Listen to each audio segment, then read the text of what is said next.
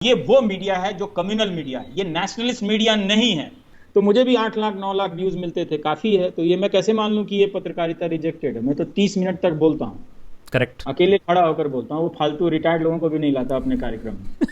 तो लोग सुनते हैं। मीडिया को, देश के लोगों को समझना पड़ेगा कि ये सिर्फ लोकतंत्र का हत्यारा नहीं है, ये जनता का कातिल है। हर कोई भक्त का मजाक उड़ाता हुआ मिलेगा, मतलब जो बीजेपी का भक्त है, जो मोदी जी का भक्त है। पर मैं मोदी जी के भक्त की सेवा भी करता हूँ। जिस रवीश कुमार को ये गाली देते हैं, उसी रवीश कुमार से कह रहे हैं कि सर आप हमारे भर्ती परीक्षा के बारे में लिख दीजिए। लिबरल भी अब डर गए हैं बहुत सारे। अब वो सोचते हैं कि यूएपीए लगा देंगे, एनआईए लगा देंगे, कोर्ट में क्या होगा नहीं बोलेंगे। जनता के हिसाब से, बदलाव के हिसाब से देख रहे हैं तो जनता को बीजेपी या कांग्रेस से पहले अब खुद से लड़ना है। जनता की लड़ाई जनता से है, उसकी जनता होने से लड़ाई है। नियति ने मेरी ये सजा तय की है कि जो तुझ पे थूकेगा, जो तुझे मारेगा, मार देने की चाहत रखेगा, जो तुम्हारी माँ और बहनों की को गाली देगा, उसी की तुम्हें सेवा करनी है। ज़्यादा ब्यौरा क्या बताएं, बहुत तकलीफ, शारीरिक तकलीफ बहुत ज़्यादा हो गई है तरह तरह से। तो मुझे कभी लगता है कि ब्रेक ले लेना चाहिए, कभी छोड़ देना चाहिए, क्योंकि ये एक दिन आपके शरीर को ही खा जाएगा। नेता टाइप आधा काम मत करो, सब्सक्राइब के साथ साथ बेल आइकॉन भी दबाओ।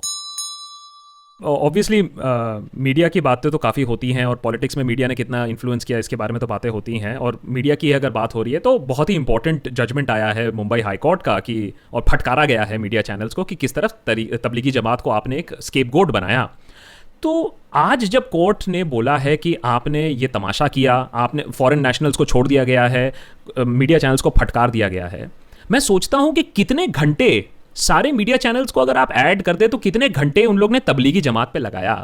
और अगर यही चीज़ सरकार से सवाल जवाब करने में अगर लगा दिया होता और कितनी तैयारी हो रही होती, तो आपको लगता है कि आज डेथ टोल थोड़ा कम होता, आज कोरोना की महामारी थोड़ी कम होती?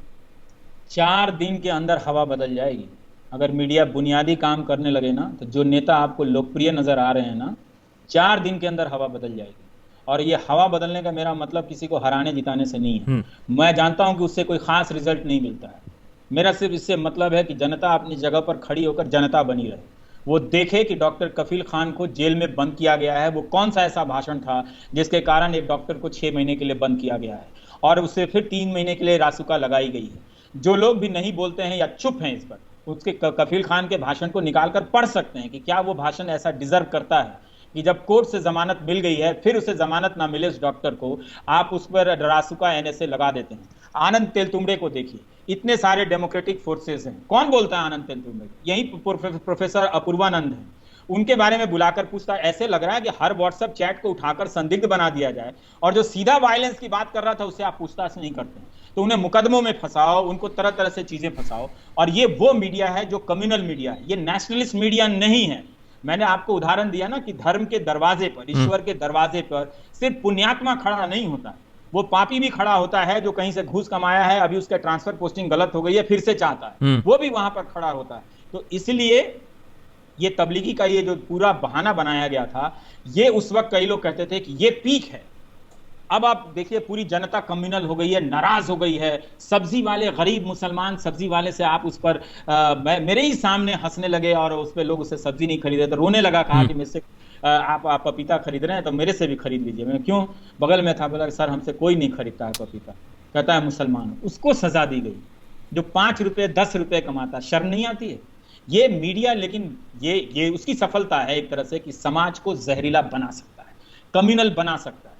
हाईकोर्ट में ये आवाज आई है, बहुत अच्छी बात, लेकिन क्या वो मीडिया इस पर चर्चा करेगा? नहीं करेगा। जनता को मालूम ही नहीं। क्या उस तरह के हिंदी अखबारों में ये खबर विस्तार से चर्चा चलेगी कि हमने आपको गलती से तबलीग जमात को लेकर इस तरह से आपको पूरा प्रोपेगेंडा फैलाया, आपके बच्चों के दिमाग में जहर भरा, और आप अपने ही देश के नागरिकों के बारे में इस तरह से सोचने लगे? क्या कोई प्रायश्चित कर रहा है? कोई नहीं कर रहा है। वो भी नहीं कर रहा है जो आईटी सेल की चपेट में आकर शेयर कर रहे थे कि अरे हाँ इस केस को देखना चाहिए। तो वही मैं कह रहा हूं कि आपके भीतर की रेफरेंशियलिटी चेंज कर दी गई है। अब आपके भीतर का कोड बदल दिया गया है। आप फेसबुक में या ट्विटर में सिर्फ एल्गोरिदम नहीं होता है आकाश, लोगों के भीतर भी एल्गोरिदम का एक तरह से पैमाना बना दिया गया है, और उसी के कोड के हिसाब से रिएक्ट करते हैं। ये मैं सिर्फ आईटी सेल या बीजेपी समर्थकों की बात नहीं कर रहा हूं। जो गैर बीजेपी समर्थक हैं वो भी अगर आप नरेंद्र मोदी की अनावश्यक टिप्पणी कर दें उस पर, तो हजारों लाइक करने आ जाते हैं। लेकिन आप एक सुचिंतित लेख लिख दें उसकी उनकी उनकी किसी नीति की आलोचना में, तो वो उनसे भी नहीं पढ़ा जाता है। तो दोनों तरफ वही हाल है। तो इस तरह से मुझे नहीं लगता, लेकिन ये बड़ा खतरनाक खेल खेला गया था और ये पहली बार मीडिया ने नहीं खेला है। इस तरह के हजारों खेल खेले। आप कैराना भूल गए? किस तरह से कैराना को कश्मीर बताया जाता था? आप भूल गए उसको? कितनी ऐसी घटनाओं को मीडिया ने कम्युनलाइज किया और समाज को एक तरफा लेता चला गया और एक हिस्से को ये लोग वो लोग कह के बोलना देखना सिखा दिया है। तो मुझे नहीं लगता कि यहाँ से कोई लौटने वाला है। बस मैं यही प्रार्थना करता हूँ कि इन लोगों के घरों में नौकरियां आए और अर्थव्यवस्था अच्छी चले, जिससे ये और खुश रहें और 10 घंटा वो बैठ के अपने आप को जहरीला बनाते रहें। लेकिन हमने कहा अपने समय में, आपने भी कहा, लेकिन लोगों ने नहीं सुना। कोई बात।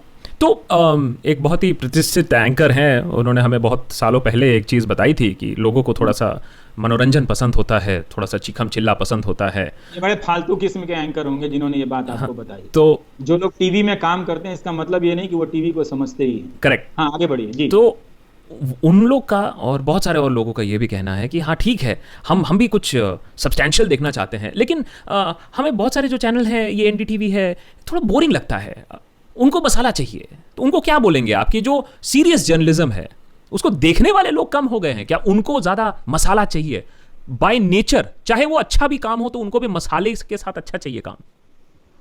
ये भी एक धारणा शुरू से फैलाई गई दर्शकों के बारे में कि वो पत्रकारिता, गंभीर पत्रकारिता को नहीं देखना चाहते हैं। ये सही बात नहीं है। अगर आप मैं टीआरपी को मैं मानता नहीं हूँ, लेकिन 20,000 घरों में आपको पता है ना कि जब कोई चैनल नंबर 1 हो तो कभी बार्क से पूछिएगा कि कितने मीटर घरों में एक्चुअल कितने मीटर घरों से ये डेटा आपको मिला है। आप मुझे ये मत बताइए कि 20,000 घरों में आपका सैंपल है, क्योंकि उस 20,000 घरों में आप 900 चैनल या 1000 चैनल का आप सैंपलिंग करते हैं उस 20,000 में से। तो मुझे बता दीजिए कि एक रिमोट टीआरपी से वो नंबर बना है 1 या 3 रिमोट टीआरपी से नंबर 1 बना है?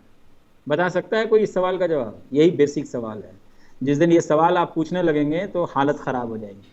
ये बहुत लोगों को मालूम नहीं है कि कभी कभी एक शो की वजह से चैनल नंबर 1 और नंबर 3 हो जाता है। एक शो नहीं बोला मैंने बोला एक रिमोट टीआरपी जिन घरों में होती है उसको समझिए। एक आपको रिमोट दिया जाता है इस तरह से, जिस तरह से ये एसी का रिमोट होता है ना, इसमें कोड होता है। तो मुझे बता दे कि कितने 20,000 में से भी बता दे कि जो नंबर 1 आया है कितने ऐसे अलग अलग रिमोट से वो नंबर 1 हुआ। 20,000 का सैंपल है, मुझे यही बता दीजिए कि आपको 300 ऐसे रिमोट घरों ने, टीआरपी रिमोट घरों ने इसको देखा है तो ये नंबर 1 है 20,000 में से, फिर मैं मान लूंगा। पर मेरा अपना हंच है कि वो 1 या 2 रिमोट टीआरपी रिमोट घरों से वो नंबर 1 होता है या नंबर 2 होता है या 5 या 6। तो ये खेल है। तो इसलिए इस सैंपलिंग को की तुलना आप उस सैंपलिंग से नहीं कर सकते ना। जो कम से कम 50,000 60,000 अलग अलग लोगों से कांग्रेस, बीजेपी या नरेंद्र मोदी की लोकप्रियता के बारे में सवाल करते हैं। तो ये खेल है और जरूर अगर मैं ये तभी स्वीकार करूंगा कि जब सेम प्लेटफॉर्म पे बाकी लोगों को भी देखा जाता हो, मेरा भी देखा जाता हो। पर ऐसा तो है नहीं। मैंने जब यूट्यूब में थोड़े दिनों के लिए देखना शुरू किया था तो मुझे भी 8 लाख 9 लाख व्यूज मिलते थे, काफी है। तो ये मैं कैसे मान लूं कि ये पत्रकारिता रिजेक्टेड है? मैं तो 30 मिनट तक बोलता हूँ, करेक्ट, अकेले खड़ा होकर बोलता हूँ। वो फालतू रिटायर्ड लोगों को भी नहीं लाता अपने कार्यक्रम में। तो लोग सुनते हैं और क्या, लोग याद रखते हैं, बहुत लोगों को याद है उसके बारे में। हाँ, उसका कोई राजनीतिक असर नहीं है तो मैं उसके लिए थोड़ी बनाता हूँ। मैं तो कहता हूँ कि 20 साल बाद समझ में आएगी, जब आपकी नौकरी चली जाएगी, बर्बाद हो जाएंगे, तब आप बैठ कर देखेंगे और क्या करेंगे। लेकिन जब आपसे मैंने ये इंटरव्यू सेटअप किया तो मुझे 5 साल पहले वाला इंटरव्यू याद आया जो मैंने आपके साथ स्क्रॉल में किया था। और वो आपने एक बहुत ही स्टिंगिंग कमेंट मारा था और मैं जानना चाहूँगा उस पर आपका अभी अपडेट क्या है 5 साल बाद, जब बहुत ही सरप्राइज थे लोग और इसीलिए वो हेडलाइन भी बना था कि और रवीश ने गोदी मीडिया से पहले वो वाला स्लोगन बनाया था, वो था लेजी लिबरल्स का। और ये लेजी लिबरल्स कुछ करते नहीं हैं और लेजी लिबरल्स के साइलेंस की वजह से आपने मुझे बताया था कि आपने ट्विटर छोड़ा था। और ये उस 5 साल पहले की बात है और आप अभी भी उस बात पर कायम है कि आप ट्विटर पे वापस नहीं आए। तो ये लेजी लिबरल्स 5 सालों में क्या किया है इन्होंने? कोई चेंज आया है और या इन्हें क्या करना चाहिए? बहुत सारे लोगों में ये बदलाव आया है। उन्होंने अपने आप को रिजॉल्व किया है कि ये लड़ाई कांग्रेस बीजेपी के बियॉन्ड है। इंस्टीट्यूशंस को सोसाइटी के भीतर रिस्टोर करना है। और उन्होंने वो अब उतने लेजी नहीं हैं, पर लेजी लिबरल्स अभी भी हैं और मौका परस्त लिबरल्स अभी भी हैं, क्योंकि अभी भी वो आर्थिक नीतियों पर उन बड़े टाइकून टाइप के लोगों की आलोचना नहीं करते हैं, वो बचे रहते हैं। वो छोड़ के, तो भाई वो छोड़ के कांग्रेस और बीजेपी में क्या अंतर है आप बताइए। मैंने बच बच के चलना, ठीक। हाँ, बच बच के चलना। नहीं, वो आपने बिल्कुल तो सही कहा वो कि कुछ है ना। हाँ, मैंने बहुत कुछ रोक के कुछ कहना।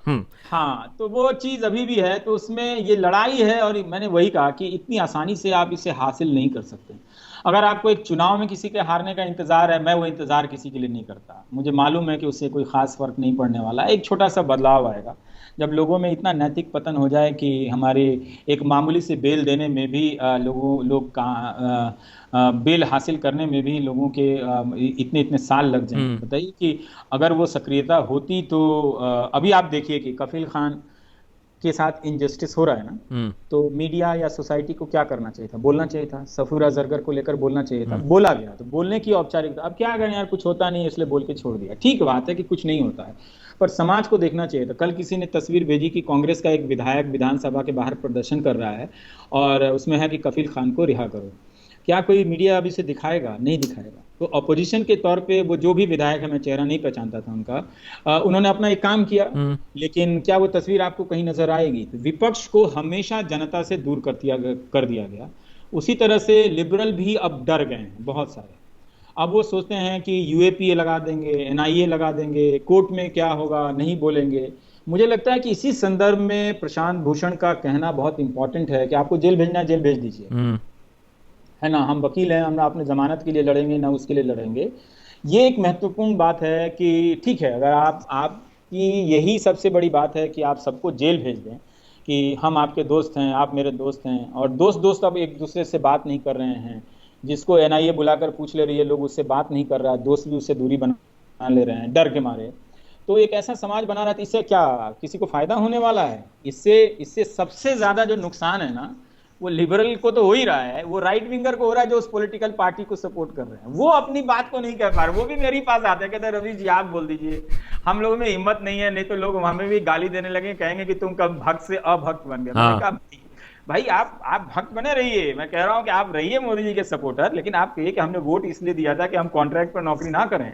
आप हमारी नौकरियों के बारे में आप क्या सोचते हैं उसके बारे में बताएं। तो अब वो चीजें तो अब बहस होगी नहीं, लेकिन बड़ा चेंज नहीं आया है, थोड़ा थोड़ा लोगों में हुआ है। बहुत सारे लोगों को मैंने देखा है, नौजवानों में आया है। नौजवानों में आया है कि इसीलिए आप देखिए सेंट स्टीफेंस कॉलेज में जब सीएए को लेकर प्रदर्शन हो रहा था, तो स्टीफेंस के लड़के लड़कियां निकले वहां से और उन्होंने प्रदर्शन किया। और रांजस के लोगों ने जब उन पर हमला हुआ था, एलएसआर की लड़की गुरमेहर कौर वो पोस्टर लेकर खड़ी हो जाती है। वो किसी राजनीतिक दल की ये लोग नहीं है, पर उन्होंने प्रोटेस्ट किया। तो चूंकि वो यूनिवर्सिटी के नौजवानों में अब वो पोटेंशियल है, और वो जामिया के बच्चों ने भी दिखाया, जो अभी नंबर 1 यूनिवर्सिटी है देश की, कि वो लाठी भी खा सकते हैं, लेकिन सच बोलेंगे, अपना सवाल करेंगे कि जो गलत है गलत है। तो इसीलिए अब यूनिवर्सिटी पे दमन हो रहा है। जो भी उनके प्रोफेसर को, टीचर की क्या हैसियत होती है, उनके पास ना पैसा है ना वकील है, सबको थोड़ी वकील मिल जाएगा। तो अब वो यूनिवर्सिटी को पहले पढ़ाई से खत्म कर दिए, और अब पढ़ाने वाले इकबाल वाले जो टीचर जो क्लास में अपराइट होकर क्वेश्चन करना सिखाते थे, उन सबको डाउटफुल, संदिग्ध बनाया जा रहा है। अब इस समाज को देखना है, अब उनके छात्रों को देखना है कि जिस प्रोफेसर को उन्होंने अपनी इतनी ईमानदारी से पढ़ाते हुए देखा, क्या वो एक आपराधिक साजिश में, इस तरह से दंगा रचने की साजिश में, मोहन नर्सिंग होम के ऊपर जो गोलियां चला रहे थे, वो क्या प्रोफेसर के व्हाट्सएप से आए थे? क्या अपूर्वानंद ने उसको अपने व्हाट्सएप में उनको लिख के बुलाया था? कौन बुलाया था? उसका वीडियो आप देखिए, मेरे ही कितने प्रोग्राम में उसके वीडियो हैं जो छत पे खड़े होकर गोली चला रहे हैं। वो कौन लोग हैं? आज तक वो नहीं पकड़े गए। तो इस तरह से जनता से इंफॉर्मेशन को आप सैनिटाइज करके जैसी भी चाहे जनता बना लीजिए, स्टेट की जनता है तो, लेकिन वो एक समाज में जो उन सब के भीतर जो बड़ी शिकायत है, वो अभी भी यही चाहते हैं। कोई इलेक्शन कहीं हो रहा होता है, वो होपफुल हो जाते हैं, बीजेपी हारेगी, कांग्रेस जीतेगी। भाई लड़ाई इसकी नहीं है, लड़ाई ये है कि आपके भीतर वो जो नियो लिबरल्स 4 कंपनियों के भीतर देश को सौंप देने की जो नीति चल रही है, क्या उसके बदलने का साहस है आपके भीतर? क्या आप वहां तक जाना चाहते हैं कि जिससे सबके भीतर स्टेट का एक, सबके बेनिफिशियरी थोड़ा सा स्टेबिलिटी आए? नहीं जाना चाहते ना। लाखों को टीचर आप इस देश में आप देख लीजिए, कॉन्ट्रैक्ट पर पढ़ा रहे हैं, किसी को सैलरी नहीं मिलती है, लेकिन वो भी क्या उसके अंदर कोई चेतना है, राजनीतिक चेतना है? नहीं है। उसके भीतर वो धार्मिक चेतना समा गई है। अब धार्मिक चेतना ही राजनीतिक चेतना है इस वक्त। लेकिन क्या कीजिएगा आकाश, और अब आप चाहते थे कि मैं अपने विश्लेषण में सीरियस हो ही जाता हूँ, क्या करूँ। नहीं नहीं नहीं, वो बिल्कुल सही बात है। और जहाँ तक रही बात ये कॉन्वर्सेशन करने की, लोगों से बातचीत करने की, आप खुद ही कह रहे हैं कि कुछ लोग आपके पास आते बोलते हैं कि हम बोलेंगे तो हमको बोल देंगे भक्त नहीं रह गए हो, कम हो गए हो, भक्ति कम हो गई है।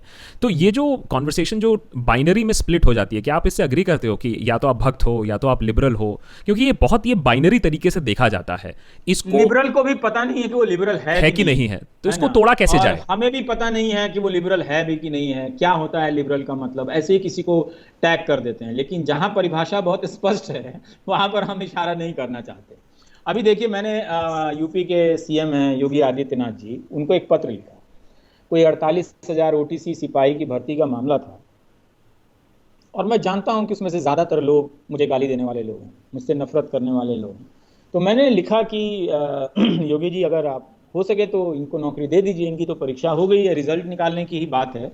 49,000 लोग हैं, और मैं इसलिए लिख रहा हूं कि मुझे बुरा लगता है कि इनको कितना ह्यूमिलिएशन होता होगा कि जिस व्यक्ति को गाली देते हैं, ट्रोल करते हैं, उसी से अपने नौकरी की बात कह रहे हैं कि उठा दो मेरे लिए, है ना। तो मैं नहीं चाहता कि जो भक्त है उसे इतना इंसल्ट होना पड़े। तो मैं एक तरह से भक्त के स्वाभिमान के लिए भी काम करता हूं। ऐसा कोई आपको दूसरा आदमी इस देश में नहीं मिलेगा।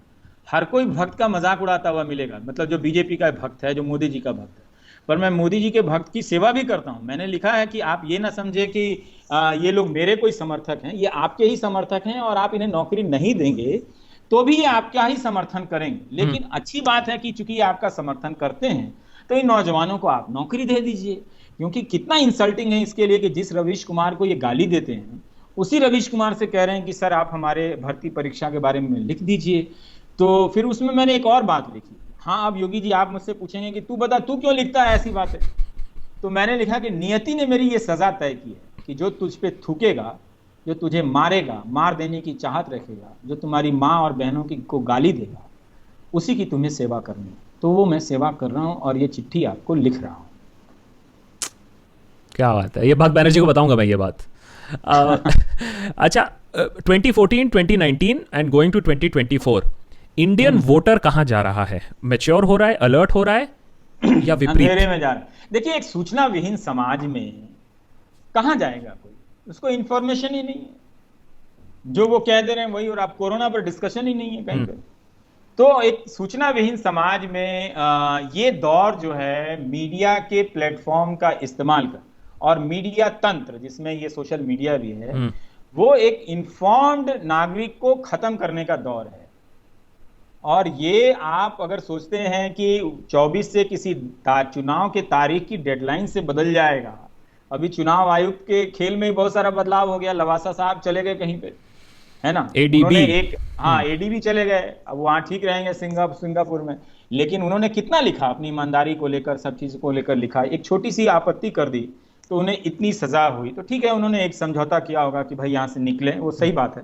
थोड़ी जिंदगी जीनी भी चाहिए, ऐसा कोई नहीं है कि आप जाके लोड लेके समंदर में कूद ही जाएं, तो वही एक बड़ी बात होती है। उन्होंने अपनी बात कही, उन्होंने लिखा। अब जनता ने नहीं सुना कि एक चुनाव आयुक्त इस तरह की बातें लिख रहा है, जनता ने उस पर ध्यान नहीं दिया। तो एक सूचना विहीन समाज है।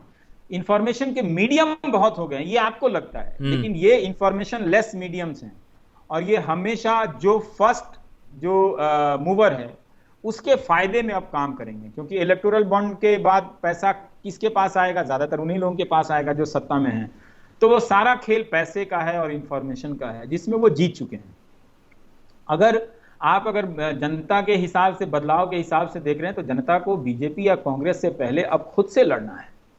जनता की लड़ाई जनता से है, उसकी जनता होने से लड़ाई है। और अगर वो अपने से लड़ाई नहीं लड़ेगी तो ना तो वो कभी बीजेपी को हरा पाएगी, ना कांग्रेस को हरा पाएगी। इन दोनों दलों को जिताते हुए वो हमेशा ही हारती रहेगी। और आपको क्या लगता है कि दीवारों पर ये बात लिखवा दीजिएगा, बड़े काम की बात है। और आपको क्या लगता है, ये जो जनता को जनता से लड़ना पड़ेगा, और ये जो जहर जो घोला गया है, चाहे इलेक्शन खत्म हो ना हो, ये जो सोशल फैब्रिक में जो दरार आई है, रिफ्ट आई है, जो रप्चर आया है, इसको सुलझाने में कितना टाइम लगेगा? क्योंकि अब तो कोई सालों की बात नहीं कर रहा है, इलेक्शन की बात नहीं कर रहा है, जनरेशनल की बात कर रहा है। तो कितना गहरा चोट है ये? लंबा समय चलेगा कि जो छोटे मोटे मोहल्ले में के अनुभवों से जो बायस थे लोगों के बीच में, अब उसको लेजिटिमाइज कर दिया गया, उसको बड़ा कर दिया गया है, उससे सूट करने वाले बहुत तरह के इंफॉर्मेशन से लैस कर दिए गए हैं। आप खुद जानते हैं कि फेसबुक ट्विटर क्या करता है ना। मेरी पेज पे वो फेसबुक भेज रहा है कि रिपब्लिक टीवी देखिए, बताइए, कभी मेरे पेज पे ये नहीं भेजता कि रवीश कुमार को देखिए, है ना। तो एल्गोरिदम से ये सारी चीज़ें, आकाश माफ कीजिएगा, फिक्स की जाती हैं, और यही इसी प्रक्रिया से फिक्स करके आपको बताया जाएगा कि आप जीनोसाइड हुआ नहीं, हिटलर ने जीनोसाइड नहीं किया। ये तो फैक्ट बात है ना कि यूट्यूब और फेसबुक से काम हुआ, गार्डियन में बाकायदा रिपोर्ट छपी है, और लोग मानने वाले हैं कि इस तरह के 60 लाख यहूदियों की हत्या नहीं हुई है। तो इतिहास का रेफरेंस पॉइंट बदला जा सकता है, ये अब संभव है। पहले भी तरह तरह से बदला गया है, लेकिन एक बड़े स्केल में वेपनाइज किया जा सकता है बदल के लोगों को। अब इतना आसान नहीं है, वहां से लौटने के लिए बहुत पढ़ना लिखना पड़ेगा, बहुत मेहनत की लड़ाई है ये। अब पढ़ाने लिखाने वाले ही लोग खत्म कर दिए जाएंगे तो कम लोग पढ़ेंगे। ये जो नया सपना दिखाया जा रहा है ना, स्टे इन इंडिया और स्टडी इन इंडिया वाला, कि उसमें कम लोग एजुकेशन लोन लेकर जाएंगे। कोई बता नहीं रहा है कि अमेरिका में एजुकेशन लोन का कितना बड़ा मुद्दा है, कोई बता रहा है? किसी टीवी चैनल पर बहस है?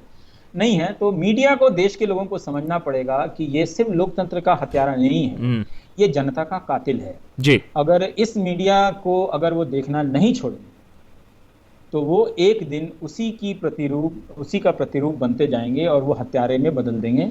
जब उन्हें हिंसा के अलावा, उग्रता के अलावा कोई दूसरा तरीका नहीं मिलेगा कि कैसे इन बातों पर विचार किया जाए, तो वो चीज़ देखनी पड़ेगी कि बहुत मुश्किल लड़ाई है, बहुत और वो एक बड़े स्केल से बदला गया ना। 5-6 साल में बड़ी एनर्जी लगाई गई, जगह जगह पे व्हाट्सअप लाखों फ़ोन पे पहुंचाया गया, फेसबुक के पेज बनाए गए, जो अभी कंट्रोवर्सी हुई है वो लोगों से पहुंचा। इतनी जल्दी तो वो नहीं निकलेगा। अब वो उनके भीतर वही है कि भगवान जी दिख जाएं, लेकिन मेरा ट्रांसफ़र पोस्टिंग हो जाए तो हम थोड़ा सा लड्डू चढ़ा आते हैं, पर इसलिए नहीं जाएंगे भगवान जी के पास कि हमें नैतिक बल दीजिए ताकि हम झूठ के खिलाफ खड़े हो सकें।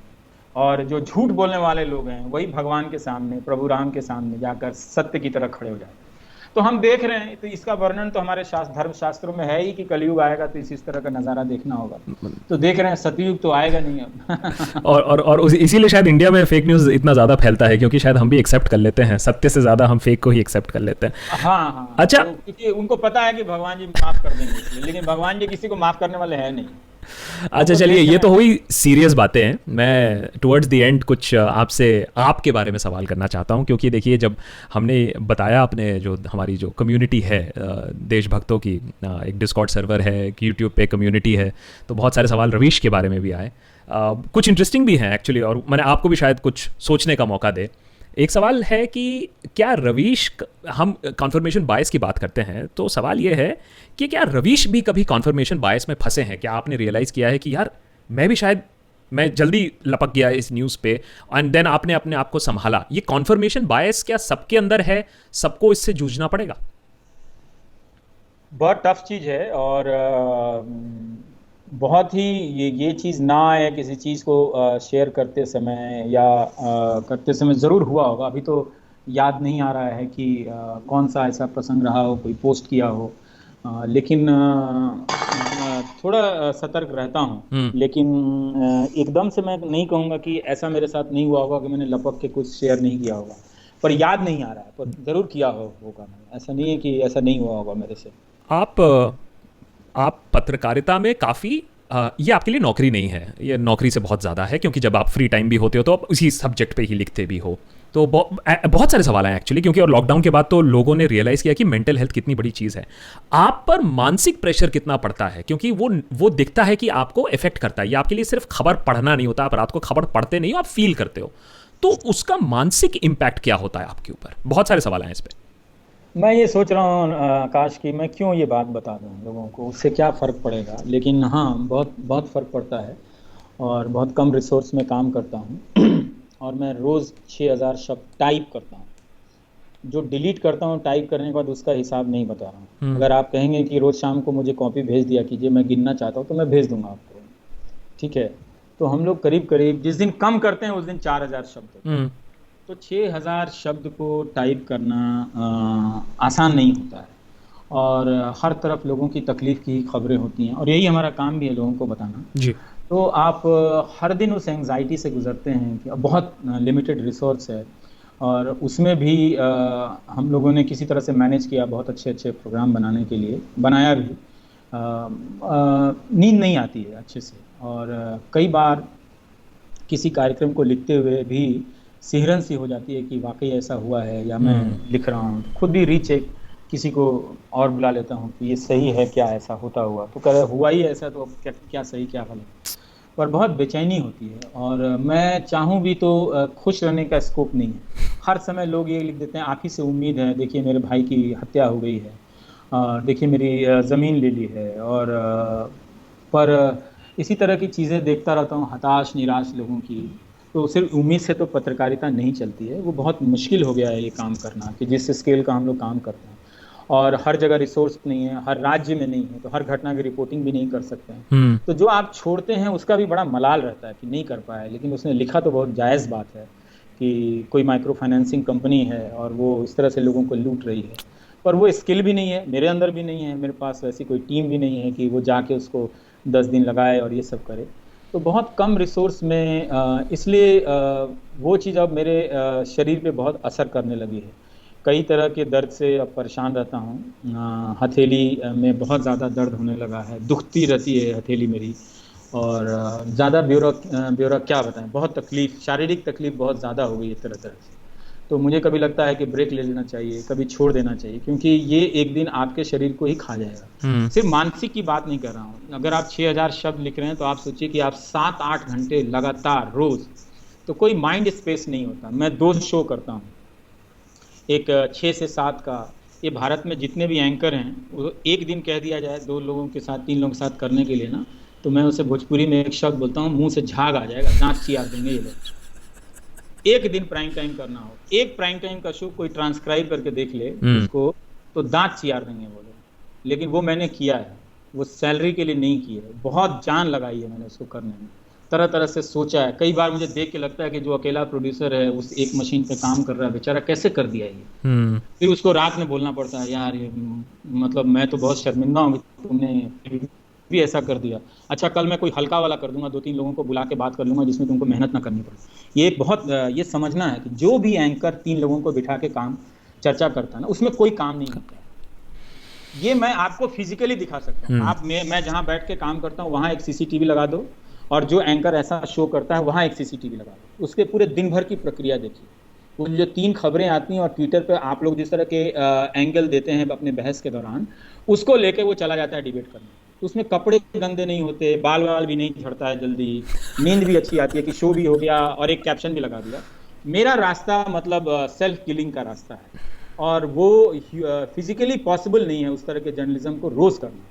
मैं 10 बजे खत्म होता हूँ तो 11 बज जाता है, खुद ही वो शो अंदर आपके भीतर नाच रहा होता है, ठीक है, वो खत्म नहीं होता है। तो बच्चे होते हैं, उन पे मैं ध्यान नहीं दे पाता, वो लोग भी कहते हैं बाहर निकलो बाहर निकलो, तब तक मैं सोने लगता हूँ, और 8 बजे से मैं फिर सुबह काम करने लग जाता हूँ। तो एक तरह से ये बहुत ज़्यादा हो गया है, मुझे नहीं लगता कि मैं ज़्यादा फिजिकली सस्टेन कर पाऊंगा।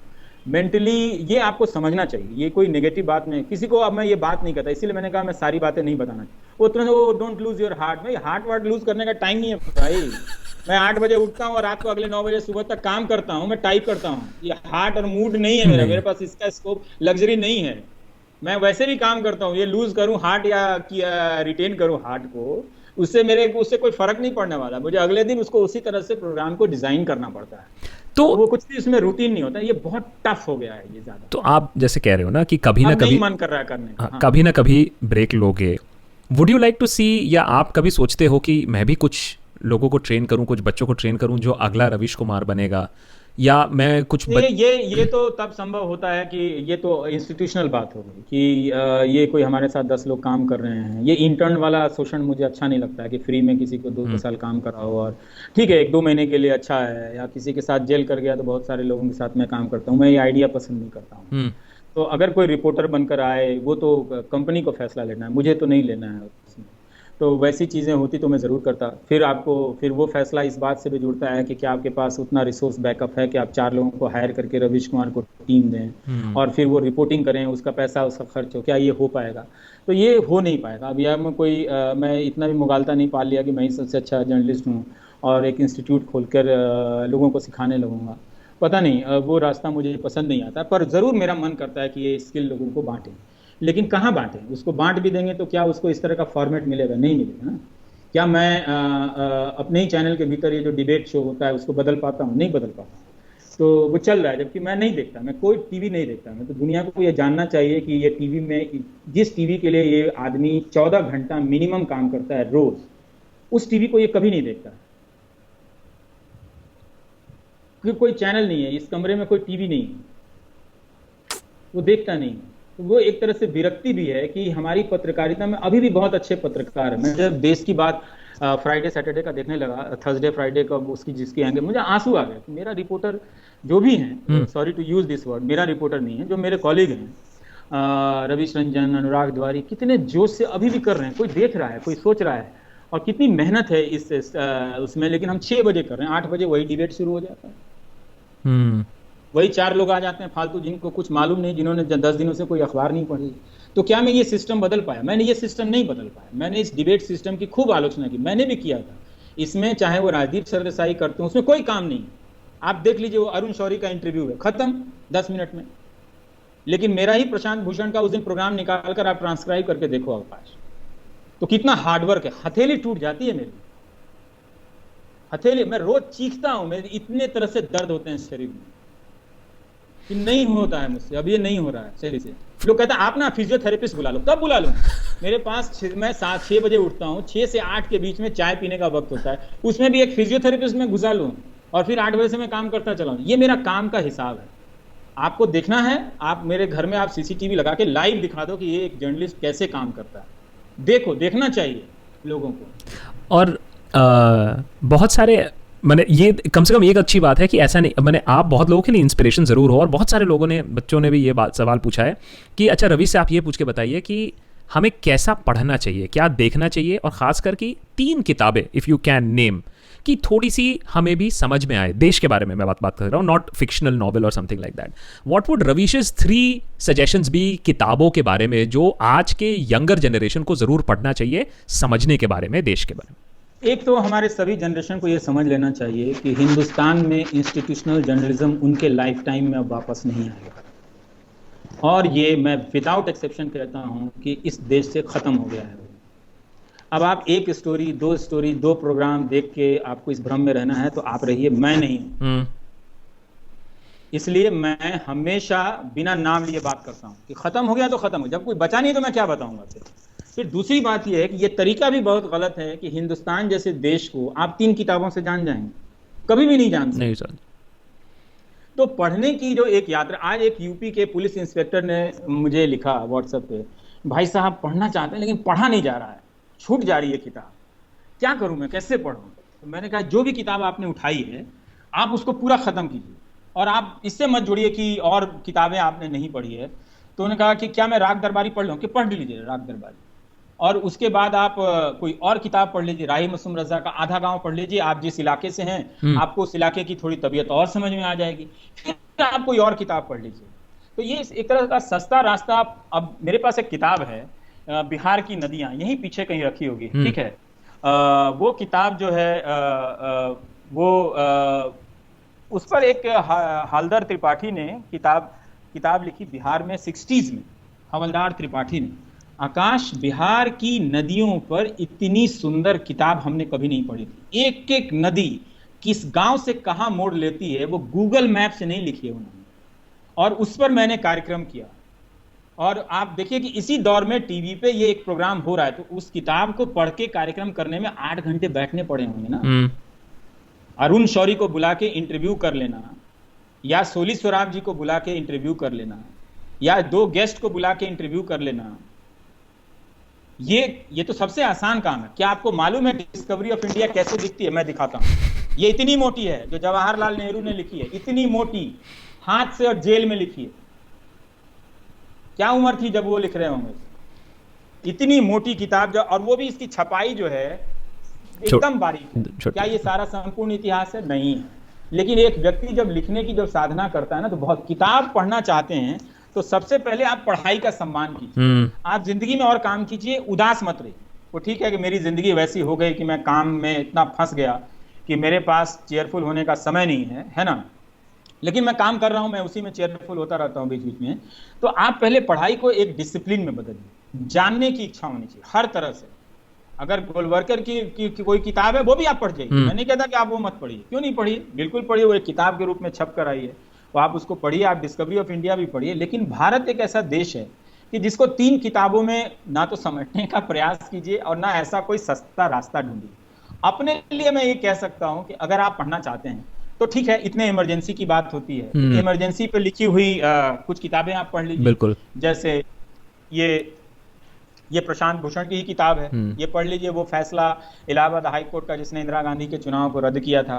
फिर आप ज्ञान प्रकाश जो जेएनयू के स्कॉलर हैं उनकी किताब पढ़ लीजिए, और भी कुछ और किताबें मिल जाएंगी जिसमें पता चलेगा कि इमरजेंसी के समय कौन कौन लोग बाहर चले गए, क्या क्या किया उन्होंने, किस तरह से क्या किया नहीं किया, वो आप पढ़िए।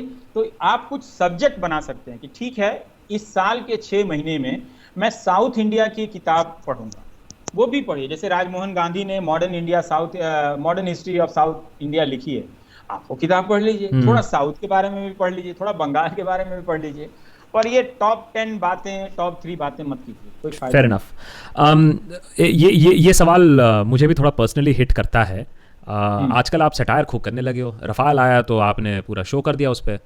तो मैंने बहुत लोग पूछ रहे हैं मेरे सर्वर पे भी, मैं भी ये पूछना चाहता हूँ, आप मेरी नौकरी पर मैंने क्यों इतना मेरे पेट पे लात क्यों मारना चाहते हैं?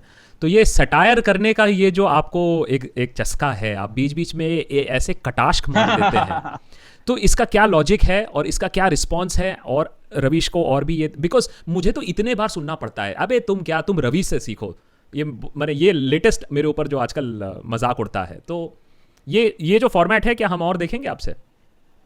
नहीं, मैं स्टैंड अप में तो अभी नहीं जा रहा हूँ करने के लिए, तो आप उतनी चिंता मत कीजिए, आप लोग, आप कुणाल लोग भी। लेकिन ये अच्छी बात है कि आपने कॉमेडी किया, पर उसकी एक बड़े जवाबदेही का भी हिस्सा निभाया, लोगों का मनोरंजन भी किया है। लेकिन मैं एक कम्युनिकेटर भी हूँ, और एक रोक नहीं पाता हूँ अपने क्रिएटिव अर्ज को। तो कई बार चीज़ें देखता रहता हूँ तो मुझे हंसी भी आती है कि ये क्या चल रहा है, ये कैसा समाज है।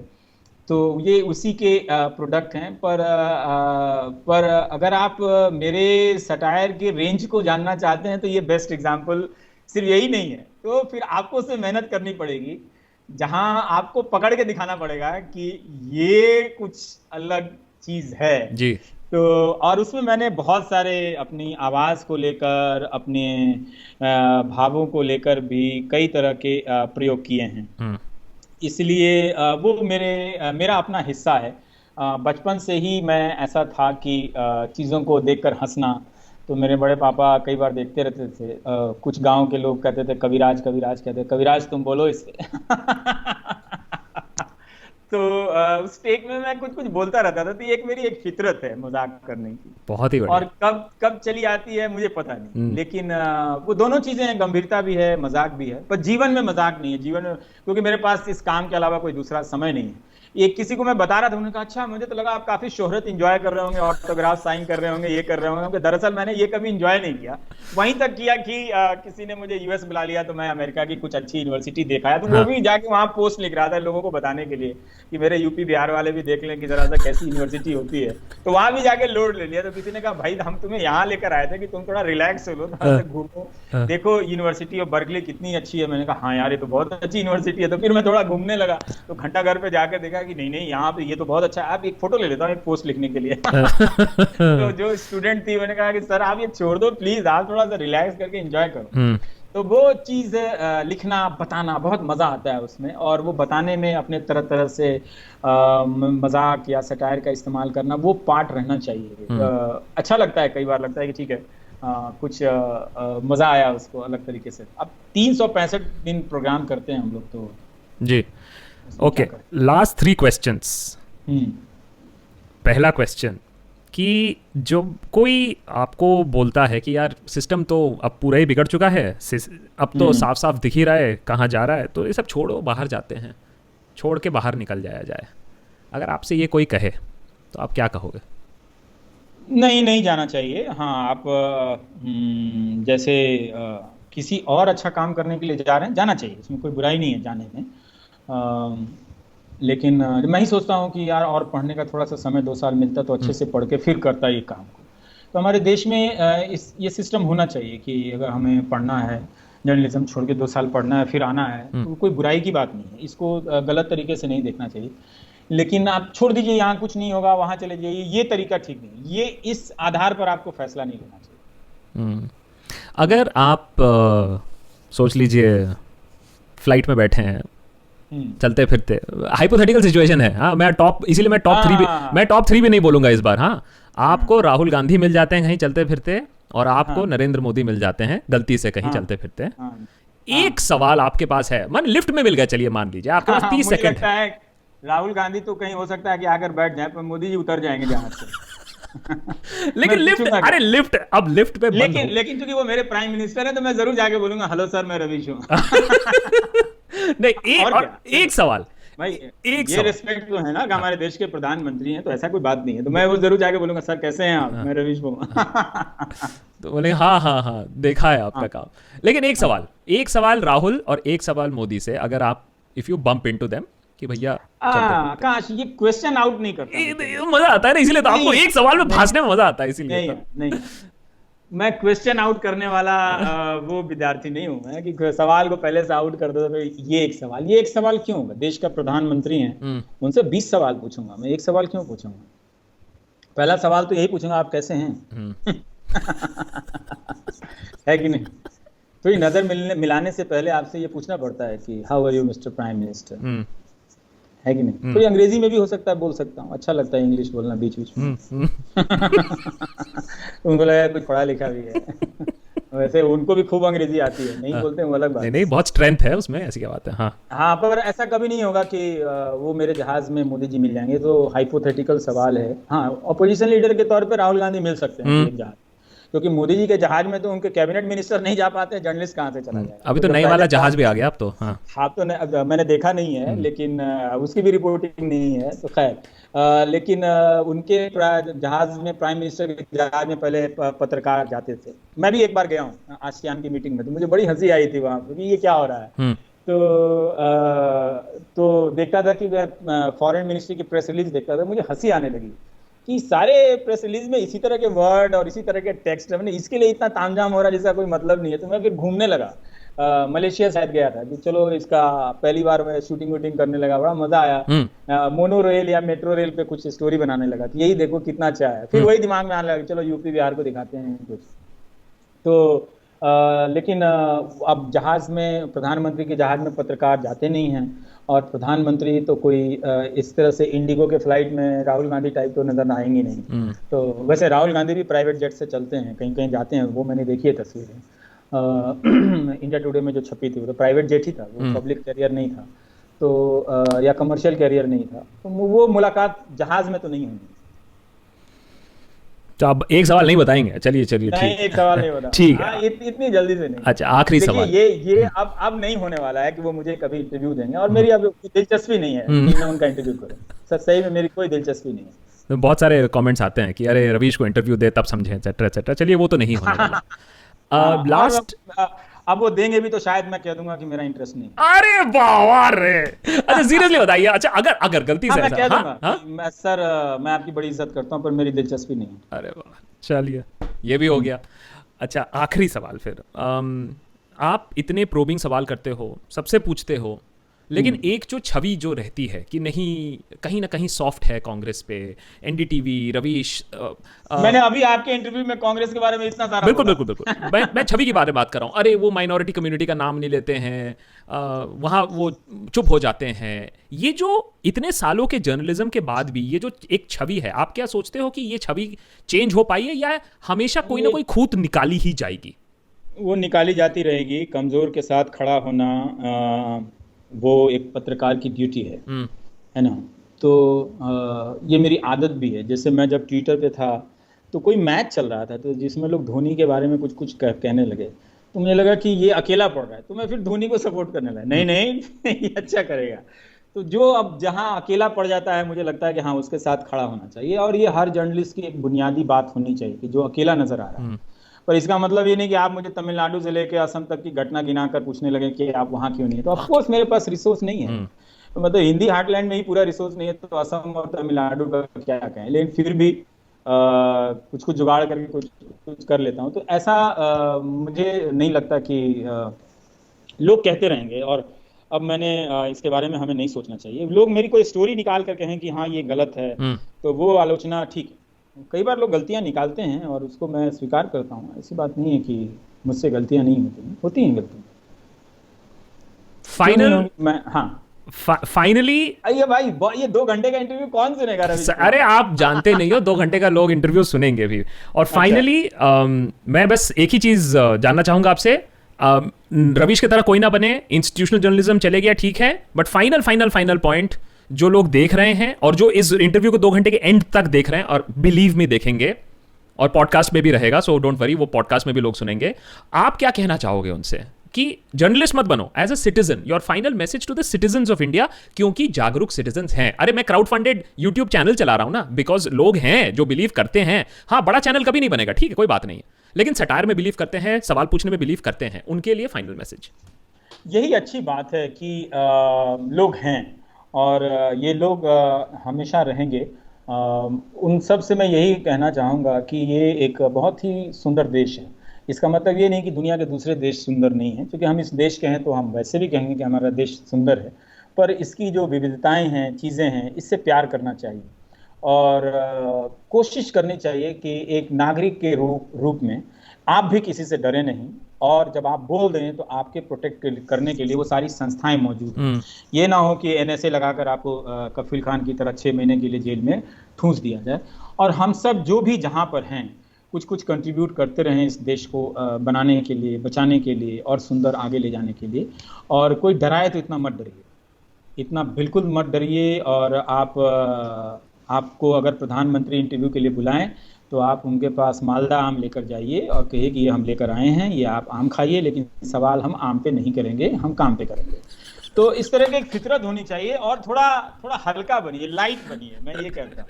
इसीलिए मैं कहता हूँ रवीश कुमार मत बनिए, आप किसी से मत। मैंने तो पोस्ट लिखा है कि किसी को रवीश कुमार नहीं बनना चाहिए, जीवन जीना चाहिए, अच्छा खाना बनाना चाहिए, दोस्तों के साथ संडे बनाना चाहिए। मैंने ये सब जीवन जिया नहीं, बच्चों के साथ ही नहीं जी सका मैं, 7 दिन काम करते करते। मुझे ये जीवन अगर कोई जीता है तो उसका भी जीवन पसंद नहीं है। तो मैं नहीं चाहता कि आप गंभीर काम करें, तो इसका मतलब ये है कि 7 दिन आप यही करते रहें। आप जीवन जिए, कुछ रंगों का शौक हो आपके पास, कुछ कविताओं का शौक हो, कुछ अच्छे गाने सुने आप, और पूरे उसके साथ आप कुछ अच्छी चीज़ों के निर्माण की बात भी करें, और थोड़ा भरोसा रखें। और ये यात्रा बहुत लंबी है, लेकिन इसकी मंजिल बहुत अच्छी होगी, और आप वहाँ पर पहुँचेंगे। आपके जो भी दर्शक हैं, मुझे बड़ी हैरानी हुई कि वो क्राउड फंडिंग में आपके सिस्टम को चलाते हैं। यही एक खूबी है कि क्या है कि लोग इस देश को बहुत प्यार करते हैं, और वो भले एक राजनीतिक दल को लेकर चाहे जो भी सोचते हों, वो चाहते हैं कि ये एक अच्छा देश बने, और वैसा देश बने जहाँ, जैसा उन्होंने बाहर के देशों में कुछ कुछ देखा है, उसकी अच्छाइयाँ देखी हैं। वो डिज़ायर अभी है, और यही उम्मीद की किरण है कि ये डिज़ायर एक दिन बड़ी हो जाएगी। ये जितने भी गफलतबाजियाँ चल रही हैं ना, कि वो एक दिन वो ख़त्म हो जाएगी। रवीश, वो खत्म होनी है, बिल्कुल होगा। एंड मैं चाहता हूं कि सारे लोग जो टीवी से ऊब गए हैं कम से कम एक टीवी चैनल देखें, और आपको रिक्वेस्ट करूंगा कि आपके जो सारे शोज हों वो डेफिनेटली, चाहे छोटे चंक्स में या बड़े चंक्स में, वो डेफिनेटली ऑनलाइन और भी आए। हमने ऑलरेडी देखा हुआ है कि कितने लोग आपका डिबेट शो ना देखें, चाहे वो अच्छे, देखिए डिबेट शो जो होता है ना, वो चाहे सेन वॉइस में किया जाने वाला हो, चाहे इनसेन वॉइस में किया जाने वाला हो, उसका पर्पस एक ही है, वही लाइक डिसलाइक वाला, कि ग्राउंड रिपोर्टिंग के स्पेस को खत्म करना है।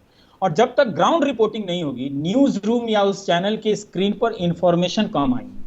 आप वही परसेप्शन टू परसेप्शन करते जाएंगे। जैसे आज मैंने खत्म कर दिया ना ये सवाल कि मुझे कोई इंटरेस्ट नहीं है प्रधानमंत्री का इंटरव्यू करने में, तो आप लोग नहीं पूछेगा कि करेंगे कि नहीं करेंगे, वो भी रिलैक्स हो जाएंगे। हाँ भैया, उसने कहा है, उसने करने वाला था, हाँ उसने कहा है कि इंटरव्यू नहीं देंगे, हमने तो कहा था। हाँ, तो इस तरह से वो डिबेट शो ना देखें, कम से कम वो ट्रैप है। एक जर्नलिज्म इंफॉर्मेशन सीकिंग सोसाइटी होनी चाहिए, परसेप्शन सीकिंग सोसाइटी नहीं होनी चाहिए। अब वो सारा सिस्टम खत्म हो गया, आप चाहेंगे हम ही ठीक कर दें तो नहीं होगा ना आकाश, वो आपसे भी नहीं होगा, वो हमसे भी नहीं होगा, पर हम छोटे छोटे टापू बनकर रहेंगे, और वो चाहे जितना भी सेन तरीके से हो ना देखें, क्योंकि उसकी बुनियाद यही है कि ग्राउंड, कई रिपोर्टरों की हत्या के बाद सेन या इनसेन डिबेट का एक प्लेटफॉर्म बनता है। इससे क्रूर शब्दों में मैं और क्या कह सकता हूं, क्योंकि इंफॉर्मेशन का सिस्टम गैदरिंग कम करने से चैनल के लिए पावर सिस्टम के साथ कॉन्फ्लिक्ट का मौका बहुत कम हो जाता है, रिड्यूस हो जाता है, और उससे फिर उनके धंधे आराम से चलते हैं या धंधे आराम से नहीं चलते। पर वो उस कॉन्फ्लिक्ट में, जब वो कोई इंस्टीट्यूशन उस कॉन्फ्लिक्ट में जाता है ना, तब उसके जर्नलिज्म के विश्वास का टेस्ट होता है कि आप रोज उस बाउंड्री को कितना क्रॉस कर रहे हैं। दोनों का टेस्ट होता है, उस जो पावर में बैठा है उसके डेमोक्रेटिक इंस्टिंक्ट का भी टेस्ट होता है, और जो जर्नलिज्म इंस्टीट्यूशन है उसके डेमोक्रेटिक इंस्टिंक्ट का भी टेस्ट होता है। डिबेट शो से कुछ भी टेस्ट नहीं होता है, चाहे वो सेन वॉइस में किया जाने वाला डिबेट हो। होता है टेस्ट होता है, बीपी का टेस्ट होता है, हमारे बीपी का टेस्ट होता है। मैंने कहा ना कि अच्छा डिबेट हो या बुरा डिबेट, ये दोनों ही 1 घंटे का स्लॉट कई अच्छे रिपोर्टरों की हत्या के बाद तैयार किया जाता है। ये बात लोगों को 20 साल बाद समझ में आई। मैं चाहता हूं कम से कम हमारे देशभक्तों की कम्युनिटी को ये बात समझ में आए, और हमारे देशभक्तों की कम्युनिटी को समझ में आती भी बात है, इसीलिए तो वो आपसे मिलना चाहते थे, इसीलिए तो आपको वो सवाल लिखना चाहते थे, क्योंकि ऐसा नहीं है कि सबको नहीं, हाँ ये कम लोग हैं, वो जो ज्यादा लोग हैं उनको शायद थोड़ा, आई होप 20 साल ना लगे, 1-2 साल में समझ जाए तो ही बेटर होगा। Ravish, many thanks for joining us for this very extended interview, और मैं हमेशा चाहता हूं कि ये एक ऐसा इंटरव्यू रहे जो लोग बाद में भी देखें, और इसीलिए मैंने कहा था कि इसको आराम से बैठ के You should have allowed me to speak in English also. अरे क्या इंग्लिश में भी करेंगे सर, इंग्लिश में भी कर लेंगे।